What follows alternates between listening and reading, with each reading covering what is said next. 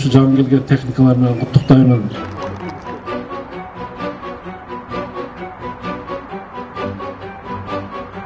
Suyun otası ben özümüzün köşeler civarında ilgilik olsun ha.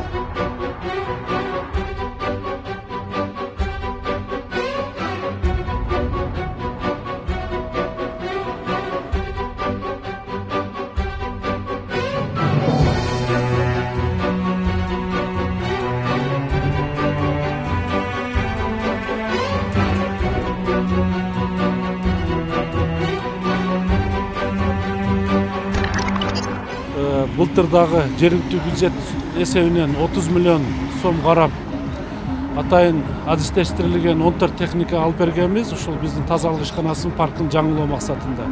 Быйылдагы 2020 жылдагы 16 миллион 400 миң сомго жергиликтүү бюджет есебинен ушул атайын адистештирилген мына 4 техника алып келдик. Бул бир эле мезгилде ушул көчөнү жууп, анан кайрадан ушул тазалап шыпыра турган функциялары бар. Ушул жайдын күнү көчөнү жууп шыпыргандан сырткарыда кыштын күнү дагы атайындай туз сээп, анан көчөдөгү карларды тазалаганга дагы ошондой ылайыкташтырылган машина техникаларда. Кудай буюрса биз ушул 2 жылдан бери ушул тазалык ишканасын паркын жаңылап атабыз. Кийинки жылга дагы бул техникалар бүгүнкү күндө жетишсиз деп айтабыз.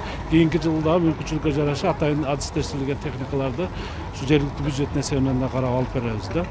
Андан сырткары биз атайын долбоор даярдап, Европа өнүктүрүү жана ушул реконструкциялоо банкы тарабынан дагы 10 миллион евролук долбоор даярдаганбыз. Анын 50% кредит, 50% грант акча болгон. Шунун дагы биринчи этабында өзүңүздөргө белгилүү болгондой атайын 12 техника алынып келинген.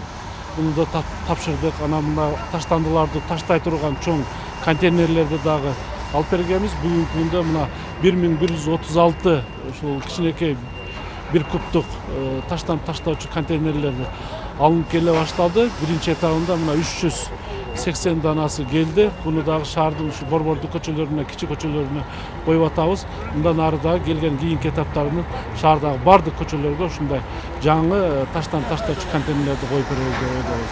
Эми бул кылып аткан иштерибиздин бардыгы шаардын тазалыгы үчүн, шаардын эли үчүн. Биз бир гана ушул техникалар менен токтолбостон, Кудай буюрса ушул таштанды таштоочу полигондорду дагы мына жаңы замандын талабына жооп бере турган мусорду баандай сортировочный заводдорду эң негизгиси ошо таштан таштоочу полигонду дагы мына экинчи этабында Кудай буюрса киргизип атабыз да. Бул ушул көп жылдан бери келип аткан проблемаларды Кудай буюрса мына ушул 1 жыл 2 жыл ичинде толук кандуу чечкенге бизде мүмкүнчүлүк түзүлүп атат деп ойлойм.